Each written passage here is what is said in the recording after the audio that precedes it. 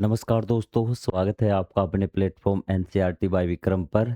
जैसा कि आपको पता है, ये एनसीईआरटी के वीडियोज़ खास तौर पर बनाए जा रहे हैं हमारे साथी अध्यापकगण के लिए और जो स्टूडेंट सिविल सर्विसेज की तैयारी करते हैं उनके लिए, ताकि वो एनसीईआरटी लाइन बाय लाइन पढ़कर अच्छे तरीके से समझ सकें।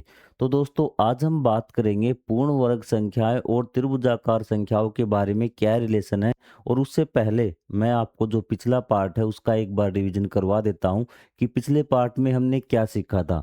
हमने पिछले पार्ट में एक बात पता चली थी कि जो आपका कोई वर्ग संख्या है, आपकी पूर्ण वर्ग संख्या है, वो क्या होगी कि आपकी जो विषम संख्याओं का होगा ना, वो क्रमागत योग के बराबर होगी।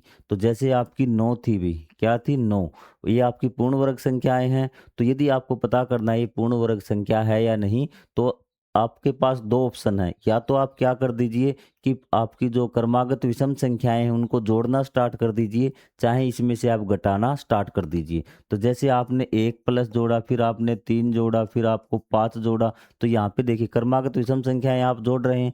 तो 1 और 3 आपका 4 और 5 9, तो 9 आ गया ना। तो बीच में कहीं पे जोड़ 9 आ गया, तो 9 क्या है, आपकी पूर्ण वर्ग संख्याएं हैं। ठीक है। यदि मैं यहाँ पे 15 पे चेक करूं, तो आप जोड़ते जाइए, 1 प्लस में 3 आपका 4, 4 और 5 9, और 5 के बाद क्या आएगी 9, और 7 क्या आ जाएगी 16। तो 15 जोड़ नहीं आया ना कहीं पर भी, तो मतलब ये 15 आपकी पूर्ण वर्ग संख्या नहीं है। तो एक आप जोड़ से पता लगा सकते हैं और एक आप घटा से पता लगा सकते हैं। आप कहेंगे सर हम घटा से कैसे पता लगाएं?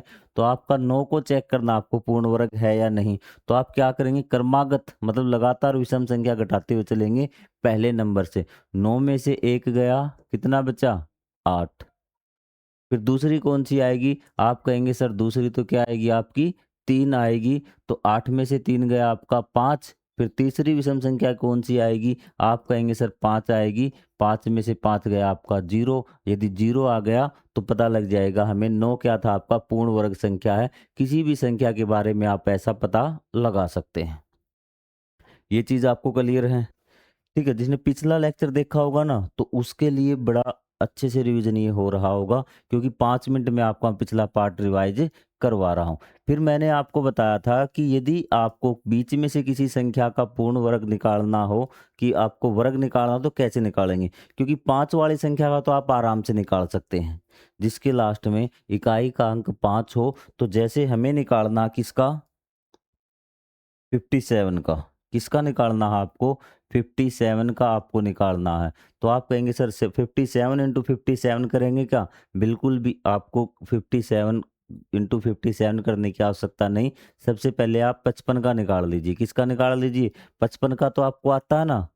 55 का आप कैसे निकालेंगे, तो आप कहेंगे पहले इसका आप क्या करना है, स्क्वायर करना है। इकाई के अंक का 25 हो गया। फिर जो आगे दहाई का अंक होता है उसके बाद चाहे आपका दहाई बचे, चाहे 1 बचे, 2 बचे, 3 बचे, कितना ही बचे, इसको इसके आगे वाली संख्या से गुणा करनी है। 5 है ना, तो इसको किससे गुणा करेंगे, 6 से, 30। इतना आ गया आपको। फिर आपको क्या करना है, 55 विषम संख्याओं का योग है भी, क्या है, 55 विषम संख्याओं का योग है। तो आपको कौन सी संख्या जोड़नी पड़ेगी, 56वीं विषम संख्या आपको इसमें जोड़नी पड़ेगी। और जब 56वीं विषम संख्या आप इसमें जोड़ेंगे तो किसका आ जाएगा, 56 का। फिर आपको 57वीं जोड़नी पड़ेगी, 57 का आ जाएगा। फिर आपको 58वीं जोड़नी पड़ेगी, 58 आपका, 58 का वर्ग आपके पास आ जाएगा। तो आप कहेंगे सर 56वीं विषम संख्या, मैंने कहा था आपको 56 का डबल करना है और उसका क्या करना है, 1 घटा देना है। 56 का जब आप डबल करोगे, तो कई बच्चे 56 की गुणा कर ले लगते हैं भी। तो पहले आप 50 का डबल कर लीजिए 100, 6 का डबल किया 12, तो 56 का डबल कितना हो गया 112। 112 में से आप 1 घटाइए, क्या बचेगा? अगर आपने इसमें 111 जोड़ दिया तो किसका हो जाएगा ये, 56 का, क्योंकि आपने 56वीं विषम संख्या जोड़ दी। फिर आप कहेंगे मैं तो 57 का चाहिए था सर। 57 का तो आप 113 जोड़ दीजिए। अब तो इसको आसानी से निकाल सकते हैं आप, कोई गुणा नहीं करनी पड़ी आपको। तो ये तरीका था आपको, यदि किसी भी संख्या का आपको वर्ग निकालना है। वरना आप, आपका जो देसी तरीका है 57 इंटू 57 करके देखिए भी, ये तरीका अपना के निकाल सकते हैं। लेकिन मेरे हिसाब से ये आपको शॉर्ट पड़ेगा भी। चीज़ें आपको समझ में आ गई? कोई भी डाउट हो तो आप कमेंट करके पूछ सकते हैं। बस आपको यही है कि किसी अगर आपको संख्या को पूर्ण वर्ग चेक करना है, तो आप उसमें से लगातार क्रमागत विषम संख्या घटाते आएँगे। यदि 0 आ गया तो वो पूर्ण वर्ग संख्या कहलाएगी। दूसरा तरीका आप जोड़ते चले जाइए, अगर बीच में वो संख्या आ गई तो पूर्ण वर्ग संख्या कहलाएगी, नहीं आई तो पूर्ण वर्ग संख्या नहीं होगी और इस प्रकार से आप कर सकते हैं। अब हमें करना है आज के लेक्चर में जो पूर्ण वर्ग और त्रिभुजाकार संख्याएं हैं ना, तो उनके बीच में हमें क्या करना है कि रिलेशन ढूंढना है। तो सबसे पहले देखिए भी आप, तो मैं आपको एक चीज बताना चाहता हूँ, त्रिभुजाकार संख्याएं हमने सिक्स क्लास में पढ़ी थी। वो त्रिभुजाकार संख्याएं वो होती है, यदि हम उनको एक डॉट के रूप में लिखे ना, तो वो एक त्रिभुज की आकृति ले ले, वो आपकी त्रिभुजाकार संख्याएं होती हैं। तो वो कौन कौन सी होती हैं आपकी? वो होती है 1, 3, 6, 10, 15। ये बात आपको कहीं पे ध्यान आई क्या? 1, 3, 6, 10, 15 कुछ आया ध्यान में? नहीं आया तो चलो कोई बात नहीं, कि ये त्रिभुजाकार संख्याएँ ये हमने क्या पढ़ी थी? छठी क्लास में पढ़ी थी आपके पैटर्न वाले में भी। क्या आप त्रिभुजाकार संख्याओं के बीच में कोई आप रिलेशन देख रहे हैं? बिल्कुल, यदि हम त्रिभुजाकार संख्याओं का जोड़ करते जा रहे हैं, तो हमें वर्ग संख्याएँ प्राप्त हो रही हैं। देखिए 1 प्लस में 3 त्रिभुजाकार संख्याएँ 3 है ना? तो आपको क्या प्राप्त हुआ? 4 प्राप्त हुआ जो 2 का वर्ग है। स्टार्टिंग में आपका पहली जोड़ी आपने 1 से शुरुआत करेंगे जोड़ने से तो 1 का हो गया। फिर 2 संख्याओं को जोड़ दिया तो 2 का हो गया। फिर आपने उससे लगातार 2 क्रमागत 3 और 6 जोड़ दिया तो 9 हो गया। फिर आपने 6 और क्या जोड़ दिया 10, तो आपका क्या हो गया? 16 हो गया आपका वर्ग। तो इस प्रकार हम क्या है क्रमागत संख्याओं को जोड़ते जाते हैं। अगली आपकी कौन सी होगी? 10 और 15 होगी, आपका क्या बन जाएगा? 25 आ जाएगा। तो मतलब त्रिभुजाकार संख्याएं देखिए कौन कौन सी होती है भी। इतनी तो आप याद ही रखे भी। 1, 3, 6, 10, 15। ठीक है, और यहाँ से आपको त्रिभुजाकार संख्याएं भी आप आगे वाली निकाल सकते हैं भी। आगे वाली त्रिभुजाकार संख्याएं आप निकाल सकते हैं कैसे? पहले तो ये देखिए भी, आपने पहले एक को, यहाँ तो जीरो होगा लास्ट में तो, ठीक है, जीरो प्लस में एक, एक का स्क्वायर आपके पास आ गया, ठीक है। फिर आपको क्या जोड़ना है? 1 और 3 जोड़ना है, 4 आ गया। क्रमागत दो संख्याएं, फिर आपको 3 और 6 जोड़ना है, आपका कितना आ गया? 9 आ गया। फिर आप क्या जोड़ेंगे? 6 और 10 जोड़ेंगे, आपका कितना आ गया? 16 आ गया। और आगे आपको कितना? 10 और 15 जोड़ना, कितना आ जाएगा? 25। आप मुझे बता दीजिए अगली संख्या क्या होगी? हमें पता है अगली संख्या क्या होगी? 36 जरूर होगी, और एक आपकी 15 होगी, ठीक है। तो यहाँ पे क्या आ जाएगा? 21। मतलब अगली जो त्रिभुजाकार संख्या होगी वो 21 होगी। ये त्रिभुजाकार संख्याओं को भी आप यहाँ तक पैटर्न याद रखिए। तो इसका मतलब हमें ये बात पता चली, यदि हम दो क्रमागत मतलब लगातार त्रिभुजाकार संख्याओं को जोड़ते हैं तो हमें क्या प्राप्त होता है? हमें एक पूर्ण वर्ग संख्या प्राप्त होती है। बस इतना रिलेशन है आपका, इस रिलेशन को आप ध्यान में रखिए भी, ठीक है। तो यहाँ पे आपको चीजें क्लियर हुई भी, त्रिभुजाकार के बारे में भी रिलेशन आपको पता चल गया कि यदि हम दो क्रमागत त्रिभुजाकार संख्याओं को जोड़ते हैं तो हमें एक पूर्ण वर्ग संख्या प्राप्त होती है। बात क्लियर। अब हम बात करते हैं वर्गमूल की भी। क्या बात करते हैं? वर्गमूल की भी। अब तक आपने किसकी बात की थी? वर्ग की भी। वर्ग क्या बताया था? यदि किसी संख्या को उसी संख्या से आप गुणा करेंगे तो आपको वर्ग संख्या प्राप्त होगी 4। क्या है? 4। अब आपको ज्ञात करना है क्या वर्गमूल। कई बच्चे वर्गमूल में कंफ्यूजन हो जाते हैं। वर्गमूल मतलब इस वर्ग की, वर्ग संख्या की मूल संख्या क्या है, आपको ये ज्ञात करना है। आपको आ रही बात समझ? वर्गमूल का मतलब कि जो आपके पास वर्ग संख्या है इसकी मूल संख्या क्या है। जैसे आपका 9 है, ये कौन सी संख्या? आप कहेंगे सर ये एक वर्ग संख्या है, तो इसका वर्गमूल बताइए कि इसकी मूल संख्या कौन सी है जिससे ये बनी है। तो आप कहेंगे सर ये 3 से बनी है। भाई किससे बनी है? 3 से बनी है। तो हमें वर्गमूल पता करना है, वर्गों की मूलों की संख्या की मूल संख्या कौन सी वो पता करना भी। एक वर्ग का क्षेत्रफल 49 वर्ग सेंटीमीटर है, बताइए कि एक भुजा की लंबाई क्या है भी। ठीक है, तो हमें पता है कि 49 है ना, तो 49 एक वर्ग संख्या है आपकी। पता है कि जो क्षेत्रफल होता है ना वो आपका हमेशा क्या होता है? एक वर्ग संख्या आपका होता है अभी। वर्ग के वर्ग का क्षेत्रफल जो होता है हमेशा क्या होता है, एक वर्ग संख्या होता है। ठीक है? जो वर्ग का क्षेत्रफल है, क्योंकि लंबाई गुणा में सॉरी भुजा गुणा में भुजा आपकी क्या होगी, वर्ग संख्या प्राप्त होगी। तो ये किसका वर्ग है आपका, ये हमें ज्ञात करना था। 49 है तो ये किसका आपका 7 का है। ठीक है? सामान्यतः यदि y is equal to X square तो y का वर्गमूल क्या है, x है। ये बात आपको सिंपल सी ज़्यादा नहीं समझनी है अभी। ठीक है? तो ये क्या कह रहा है कि y एक संख्या है जो किससे बनी है, x गुणा x। y is equal to क्या है, इसने दे दिया एक्स स्क्वायर। y एक संख्या है, ये किससे बनी है, x गुणा में x। तो मतलब x को 2 बार गुणा किया गया है, तो मतलब इसकी मूल संख्या कौन सी है, वर्गमूल। y आपको पता तो चल गया एक वर्ग संख्या है, क्योंकि इसके बराबर है, एक्स स्क्वायर के बराबर है। तो x कौन क्या है, y की मूल संख्या है। ये वर्गमूल है इसका, क्या आ जाएगा, वर्गमूल। वर्ग संख्या की मूल संख्या वर्गमूल होती है। आपको आगे बात समझ में। 64 का वर्गमूल क्या है, भी हमें ज्ञात है कि 8 गुणा 8 64 होता है। 64 का वर्गमूल क्या है आपका 8 है भी। ठीक है? तो क्या आप -8 गुणा -8 के विषय में आप क्या कहेंगे, तो ये भी तो हो सकता है कि 64 आपका -8 हो। आपने वर्गमूल के बारे में क्या चीजें पढ़ी हैं कि यदि एक संख्या को हम 2 बार गुणा करते हैं तो हमें जो संख्या प्राप्त होती है वो वर्गमूल होती है। तो आपने कहा कि -8 गुणा में -8 ये भी तो 64 होता है, और 8 गुणा में 8 ये भी 64 होता है। चलो ये बात सही है, आपको दे दिया 64। क्या है 64। तो 64 को जब हम इसके मूल ज्ञात करते हैं तो मूल मतलब क्या होता है, वे संख्याएं जिनको अपने आप से गुणा करने पर वो संख्या जिनको अपने आप से गुणा करने पर हमें वह संख्या प्राप्त हुई हो। अब देखो -8 को -8 से गुणा किया तो आपको 64 प्राप्त हुआ, और जब 8 और 8 को गुणा किया तब भी 64 हुआ। अब मुझे बता दो 64 तो एक आपकी वर्ग संख्या है, ये आपको पता चल गई, लेकिन इसकी मूल संख्या क्या है आपकी, -8 है या फिर 8 है। तो इसके कहेंगे इसकी जो वर्गमूल होगी, मतलब वर्ग की जो मूल संख्या है वो +8 भी होगी और -8 भी होगी। ये बात आपको ध्यान रखनी है भी। ठीक है? और यहाँ प्रत्येक पूर्ण वर्ग संख्या के वर्गमूल आपको 2 मिलेंगे भी। एक वो आपका धनात्मक मिलेगा, एक आपको ऋणात्मक मिलेगा, मतलब नेगेटिव मिलेगा भी।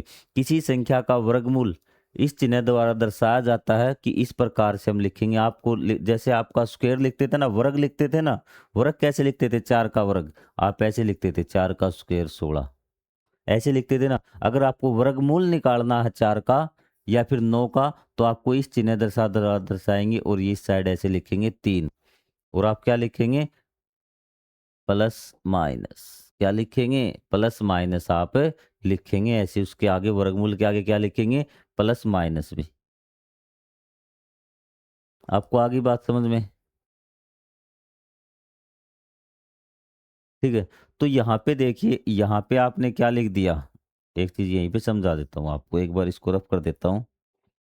आप कुछ बच्चों के लिखने में तरीके में दिक्कत होगी, तो आप देखिए भी। आप जैसे आप 100 है ना, 100 है, तो किसका मूल संख्या है। अब तो आपको याद होगा सर इसकी मूल संख्या 10 है, तो इसका क्या होगा, +-10 होगा भी। ठीक है? और इसको हम ऐसे भी लिख सकते हैं, 10 की पावर 2। 10 की पावर 2, क्योंकि ये क्या है, 10 का वर्ग है ना 100, तो हमने लिख दिया 10 का वर्ग। हम ऐसे ही तो लिखते हैं नोटेशन में 10 का वर्ग, ये भी तो आपका 100 है। इसको भी हम +-10 लिख सकते हैं। आपको कंफ्यूज नहीं होना है अभी, आपको क्या है, कंफ्यूज नहीं होना है। आपको बात आ गई समझ में, कहाँ पहुंच गए हम, पीछे आ गए क्या थोड़े से। चलो आगे चलते हैं अभी।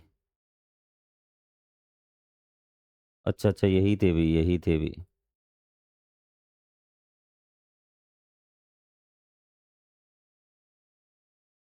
यहाँ भी तो ऐसे आप लिख लोगे आपको।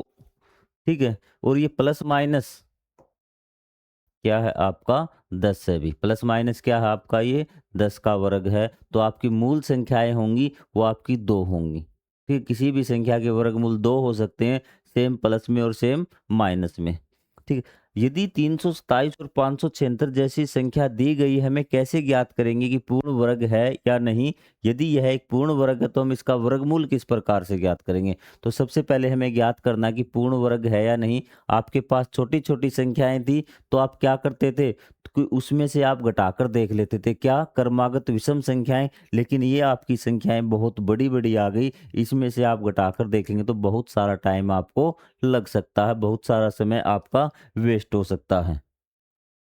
ठीक है? तो पहला काम क्या है आपको, अब हम चेक करें दोबारा से कि पूर्ण वर्ग है या नहीं, तो पहला काम हमारा ये जो हमने पहली ट्रिक हमारी क्या थी, यदि संख्या के लास्ट में 2, 3, 7, 8 या विषम ज़ीरो की संख्या आ गई, तो क्या करेंगे, वो आपकी पूर्ण वर्ग नहीं। तो दोनों संख्याओं को हम चेक करते हैं कि आपका इसमें तो 2, 3, 7, 8 आ गया, तो ये तो आपकी पूर्ण वर्ग है ही नहीं भी। इस पे तो काटा ही लगा दो। ठीक है, अब 576 है, 576 से हमें चेक करना है कि ये पूर्ण वर्ग है या नहीं, क्योंकि हमें ये तो पता चल चुका है कि 327 नहीं है, क्योंकि हम बार-बार पढ़ चुके हैं कि अगर किसी पूर्ण वर्ग किसी संख्या के लास्ट में 2, 3 आपका 7, 8 आ गया तो पूर्ण वर्ग नहीं होगी, तो ये तो आपका काटा ही लग गया अभी। हमें ज्ञात है कि पूर्ण वर्ग संख्याएँ 1, 4, 9, 6, 5 या शून्य के युग्मों पर समाप्त होती है। चाहे आप उसको ये देख लो कि कौन-सी संख्या आपकी पूर्ण वर्ग होगी, ऐसा याद कर लीजिए, चाहे ऐसा याद कर लीजिए कौन-सी संख्या पूर्ण वर्ग नहीं होगी। तो इसने बता रखा है कि 1, 4, 9, 6, 5 होना चाहिए किसी संख्या के बीच में, या फिर शून्य के जोड़े होने चाहिए, तो वो आपकी पूर्ण वर्ग होगी, नहीं तो नहीं होगी। इसने देखा ये तो इसके तो लास्ट में आ ही नहीं रहा 1, 4, 9, 6, 5 या शून्य के युग्म, तो इसने काटा लगा दिया इस पे, और ये आपको चेक करनी है या नहीं। अब हम इनको किस प्रकार से चेक करेंगे भी। अब हम स्पष्ट रूप से कह सकते हैं कि 327 तो एक पूर्ण वर्ग संख्या नहीं है। यद्यपि हमें निश्चित रूप से नहीं कह सकते कि 576 एक पूर्ण वर्ग संख्या है। अब 576 हमें चेक करनी पड़ेगी, क्योंकि हमारे सिर्फ पास एक ही दवाई है जिससे हम ये बता सकते हैं कि पूर्ण वर्ग नहीं है। ठीक है, हम देखते ही बता सकते हैं ये संख्या पूर्ण वर्ग नहीं है, लेकिन ये नहीं बता सकते कि ये संख्या पूर्ण वर्ग है। उसके लिए हमें इलाज करना पड़ेगा, चेकअप करना पड़ेगा इसका भी। ठीक है, हम सभी पूर्ण वर्ग संख्याओं को क्रम से सूचीबद्ध कर सकते हैं और ज्ञात कर सकते हैं कि 576 है या नहीं। एक तो ये तरीका है भी कि हम क्या करें कि लगातार आप उसको चेक करते जाएं भी। ठीक है, क्या करते जाएं, चेक करते जाएं लगातार अपनी सभी संख्याओं को, और उसमें देखें आपका 576 आता है या नहीं आता भी। ठीक है, जैसे आपने चेक किया 20 का स्क्वायर आपका 400 आ गया, फिर 21 का स्क्वायर आपका 441 आ गया, 22 का स्क्वायर 484, 23 का 529 और फिर 24 का कितना आ गया 576 आ गया। तो यहाँ से पता चल चुका हमने कि 24 का स्क्वायर 576 होता है, और 576 आपका एक पूर्ण वर्ग संख्या है। यदि इसकी जगह हमसे पूछता है ये 574 पूर्ण वर्ग है या नहीं, तो आप देखते हैं कि 574 नहीं आया बीच में, तो 574 पूर्ण वर्ग संख्या नहीं है। लेकिन आप कहेंगे सर ये क्या तरीका हुआ अभी? क्या हम इन सब के वर्ग निकालेंगे या फिर याद करेंगे, तो फिर तो पेपर में हमसे एक ही क्वेश्चन होगा। कोई आसान सा तरीका करवाए भी। हम बारी-बारी से आपकी समझ को विकसित करें कि एक ये तरीका है कि आप क्या करें, आप इस प्रकार से लिख लें और देख लें कि 576 आपका आया है या फिर नहीं आया। दूसरा तरीका है, आप 576 में से आप पहले 1 घटाइए, फिर आप 3 घटाइए, फिर 5 क्रमागत विषम संख्याएँ घटाते चलिए, और ये देख लीजिए क्या आपको 0 आता है लास्ट में, तो आप कहेंगे सर ये भी बहुत लंबा हो गया अभी, मुझे पता है ये बहुत लंबा हो जाएगा। यद्यपि यह प्रक्रिया बड़ी संख्याओं के लिए उपयुक्त नहीं है, बड़ी जो संख्या है उसके लिए आपको ऐसा नहीं करना है अभी। तो बड़ी संख्याओं के लिए क्या करना है, स्मरण कीजिए प्रत्येक वर्ग संख्या को 1 से आरंभ होने वाली क्रमागत विषम संख्याओं के योग के रूप में व्यक्त किया जा सकता है अभी। ठीक है, जैसे आपकी 81 थी ना, 81 में आपने 1 घटा दिया, 3 घटा दिया, मतलब आपने ये पहले पार्ट में पढ़ा था ना, दूसरे पार्ट में कि किसी भी विषम संख्याओं को हम क्रमागत सॉरी किसी भी वर्ग संख्या को हम क्रमागत विषम संख्या के योग के रूप में लिख सकते हो, बात यहाँ पर बताया गया है अभी। या फिर उसको घटा दीजिए, लास्ट में 0 प्राप्त होगा, जैसे 81 में से 1 गया, 80 में से 3 गया, फिर क्रमागत विषम संख्या आप घटाते आ रहे हैं, तो लास्ट में आपका क्या आ जाएगा, 0 आ जाएगा अभी। लास्ट में क्या आ जाएगा, 0 आपका आ जाएगा अभी। इतनी बात आपको समझ में आ गई। लेकिन क्या हम 576 में से भी घटाते हुए लेके आए क्या? बार-बार। 81 में से हमने 1 से आरंभ करते हुए क्रमागत विषम संख्याएँ उत्तरोत्तर रूप से घटाई, जब तक कि 9वें चरण में शेषफल 0 नहीं हो गया, तो इसलिए वो हमें चरण देखने हैं कि कितने चरणों में वो 0 हुआ है। अगर कोई छोटी संख्या है ना, अब आपको वैसे तो आपको पता है कि 9 है वो 3 का वर्गमूल होता है। ठीक है, सॉरी, जो आपका 3 है वो 9 का वर्गमूल है। वर्गमूल क्या है? वो मूल संख्या जिससे वर्ग संख्या बनी है अभी। ठीक है, तो 9 में से देखिए, 9 में से पहले आप घटाएंगे 1, सर बच गया 6, सॉरी 8 बच गया। कितना बच गया? 8 बच गया। अब 8 में से कितना घटाएंगे? 8 में से आप 3 घटाएंगे, कितना बच गया? 5, क्योंकि 1 के बाद अगली विषम संख्या आपकी 3 है। अब 3 के बाद कौन-सी आएगी? 5 माइनस 5 0। आप कहेंगे सर कितने कदम हुए हैं ये? आप कहेंगे सर 3 चरण आपने किए हैं, 3 बार घटा कर करानी पड़ी है। इसका मतलब 0 आ गया, इसका मतलब 9 है। 9 का जो आपका वर्गमूल है वो कितना है? 3। आप प्लस माइनस 3 है वो 9 का वर्गमूल। प्लस माइनस वाली बात याद है ना? कि -3 की गुणा करेंगे तो भी 9 आपका आ सकता है अभी। ठीक है। क्या हम इस विधि के माध्यम से 729 का वर्गमूल ज्ञात कर सकते हैं कि 729 से पहले 1 घटाइए, फिर 3 घटाइए, फिर 5 घटाइए, इस प्रकार आपको लगातार घटाते हुए आना है। ये विधि भी आपके लिए बहुत ज़्यादा लंबी हो जाएगी भी, मज़ा नहीं आएगा, परंतु इसमें अधिक समय व्यतीत होगा भी, टाइम बहुत ज़्यादा लगेगा।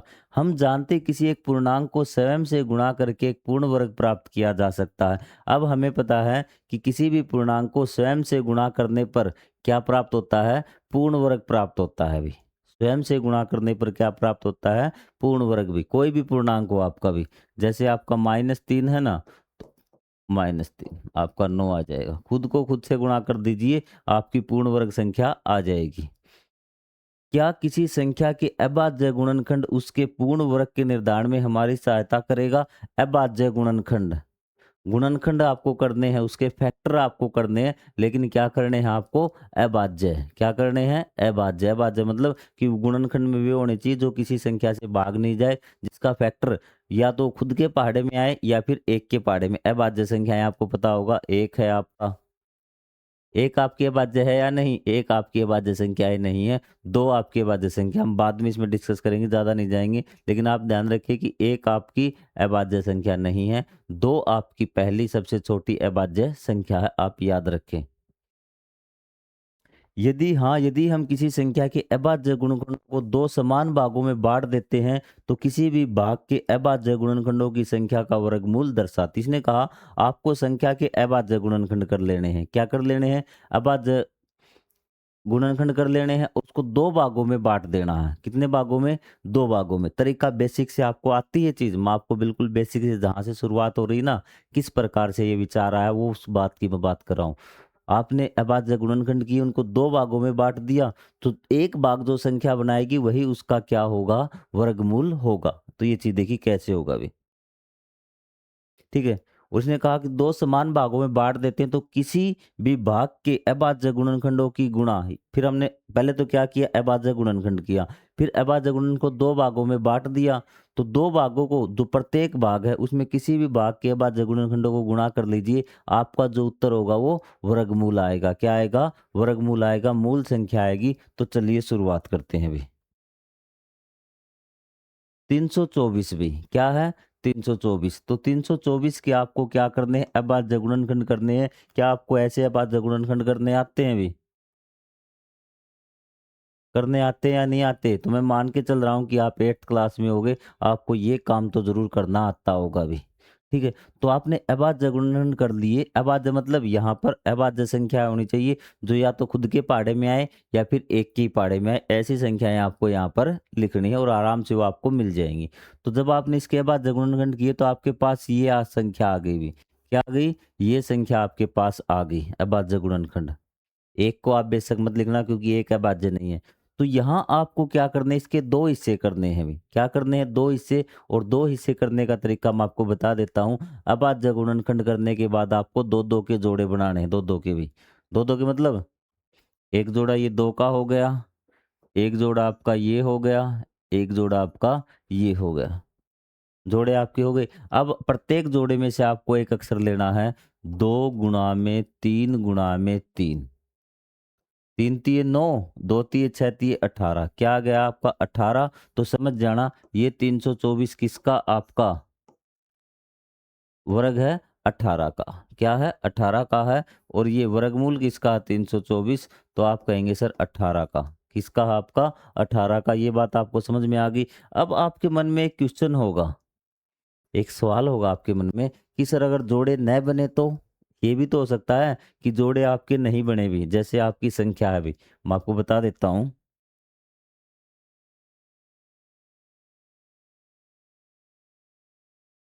जैसे आपकी संख्या 10 है भी, क्या है 10।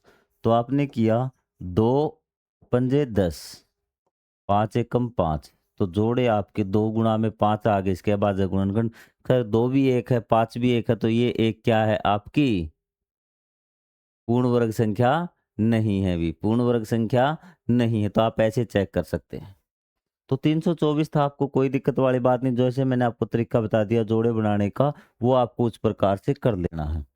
क्या 156 एक पूर्ण वर्ग है। तो पहले 156 भाई। अब आपकी बार आपको चेक करना 156 को चेक करना है कि पूर्ण वर्ग है या नहीं है भी। 156 को चेक करना है पूर्ण वर्ग है या नहीं। पहली तो हमारी सदाबहार वाली ट्रिक कि लास्ट में यदि क्या क्या 2 3 7 8 आ गया तो पूर्ण वर्ग नहीं होगी, लेकिन लास्ट में 6 आया है पूर्ण वर्ग हो सकती है। तो हमें इसके क्या करने हैं आपके अभाज्य गुणनखंड करने हैं भी। क्या करने हैं अभाज्य गुणनखंड करने हैं भी। तो इसकी करके दिखाऊंगे आपको अभाज्य गुणनखंड। आप कहेंगे सर ये कैसे आ रहा है अभी। ठीक है, तो अभाज्य गुणनखंड के लिए देखिए भी। तो आपको यहाँ पर एक तो आपको 20 तक पहाड़े जरूर याद होने चाहिए भी। कित कहाँ तक 20 तक आपको टेबल याद होनी चाहिए भी। आपका है 156 भाई। क्या है 156। 2 से जाएगा। 2 सबसे छोटी अभाज्य संख्या। अभाज्य संख्याएं कौन कौन सी है आपकी 2 है 3 है 5 है 7 है आपकी 11 है 13 है और आपकी 17 है। 19 जो किसी की टेबल में नहीं आती। तो आपको यहाँ से 2 से शुरुआत करके देखनी है। वही अगर 2 से जा रहा 2 लिख देना, फिर आपको 2 से नहीं जा रहा तो 3 से। तो 2 सत्ते 14 और 2 अट्ठे आपके 16। ठीक है, फिर आप 2 से जा रहा ना ये, तो 2 से ही कर लें। 2 तीय आपका 6, 2 नीम आपका 18।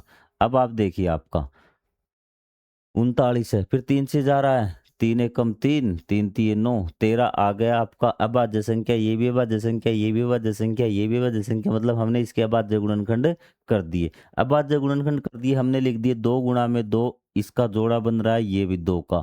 आप कहेंगे सर 3 का भी जोड़ा नहीं है और 13 का भी जोड़ा नहीं है, तो इसका मतलब क्या है ये आपकी अभाज्य संख्या, सॉरी पूर्ण वर्ग संख्या नहीं है। पूर्ण वर्ग संख्या होगी उसके यदि हम अभाज्य गुणनखंड करेंगे तो उसके जोड़े जरूर बनेंगे। तो आपकी 156 क्या है अभाज्य पूर्ण वर्ग संख्या नहीं है। चीजें क्लियर भाई। चीजें आपको क्लियर हो रही है या फिर नहीं हो रही भाई। अभाज्य गुणनखंड का उपयोग करके ज्ञात कीजिए कि 1156 और आपको 2800 पूर्ण वर्ग है या नहीं भी। ठीक है, हम निकटतम ज्ञात पूर्ण वर्गों को देखकर और अंतराल को सीमित करके बड़े पूर्ण वर्गों के वर्गमूल का अनुमान लगा सकते हैं भी। ठीक है, आपको इसका तो आपको क्या करना 1156 और 2800 के आप कर लोगे ना, कोई दिक्कत तो नहीं आएगी। अब बात गुणनखंड करके देख लोगे ना, यदि जोड़े बन गए तो पूर्ण वर्ग है, यदि नहीं बने तो आपके पूर्ण वर्ग संख्या नहीं है भी। ठीक है, तो चलो ये मैं आपको करवा ही देता हूँ, फिर हम आगे यहाँ से स्टार्ट करेंगे कि हम निकटतम ज्ञात पूर्ण वर्गों को देखकर पता लगाएंगे कि वो आपकी पूर्ण वर्ग है या फिर वर्गमूल का हम पता लगा सकते हैं। तो सबसे पहले मैं आपको आज ये 2 क्वेश्चन करवा देता हूँ भाई। 1156 के भी, 1156 के और यहाँ पे आपको 2800 के। क्या आपको 2800 के। आप कहेंगे सर ऐसे कैसे पता लगाएंगे आप। ठीक है, तो देखिए भाई। यहाँ करवा दूं क्या आपका 1156 के। 1156 के 2800 के तो आप आसानी से कर लेंगे कि 2 पंजे आपका 10, 2 सत्ते 14, 2 अट्ठे 16। फिर आपका 2 पे जा रहा है, 2 दूनी आपका 4, 2 अट्ठे 16, 2 नीम आपका 18। सही है ना? हाँ, 2 नीम 18। फिर आपका 9 और 8 17 और 2 आपका 19। जा रहा क्या आगे किसी पे? 7 पे जा रहा है, 7 पे भी नहीं जा रहा। आपको चेक करते हुए जाना है अभी कि 289 आपका किस पे जा रहा है अभी? 13 पे जा रहा है आपका। 13 दूनी 26, 2 बच गए, 13 पे भी नहीं जा रहा। ठीक है, 11 पे नहीं जा रहा आपका। 17 पे,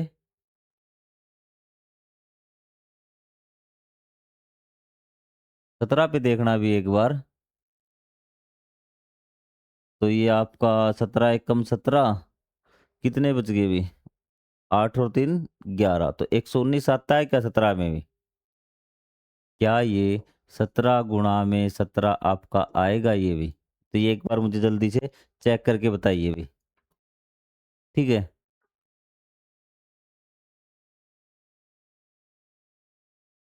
तब तक मैं,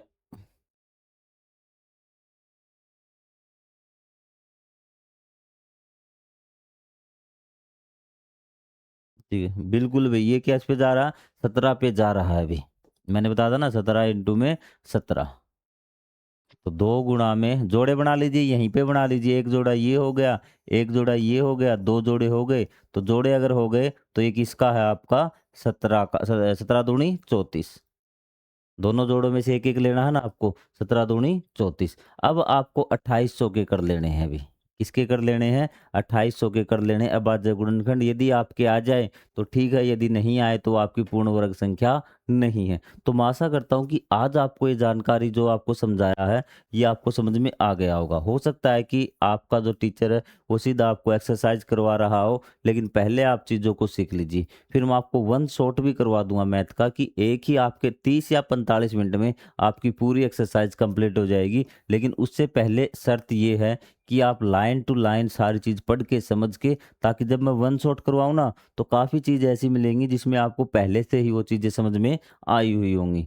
तो यहाँ पे अगला पार्ट रहेगा कि अब हमें निकटतम ज्ञात पूर्ण वर्गों को देखकर अंतराल को सीमित करके पूर्ण वर्गों के वर्गमूल का अनुमान लगा सकते हैं भी। ठीक है, अब तक तो हम क्या है कि जोड़े बनाकर हम निकाल रहे हैं। क्या बना रहे हैं? जोड़े जोड़े बना के हम वर्गमूल का पता लगा रहे हैं। लेकिन अगला पार्ट जो हमारा होगा वो हमारा होगा कि उसका हम निकटतम पूर्ण वर्ग को पता करेंगे और फिर उसके अंतराल को सीमित करके हम देखेंगे कि ये पूर्ण वर्ग किसका जो वर्गमूल है वो क्या हो सकता है। तो मिलेंगे हम अगले पार्ट में, तब तक के लिए जय हिंद, जय Bharat. Thank you very much.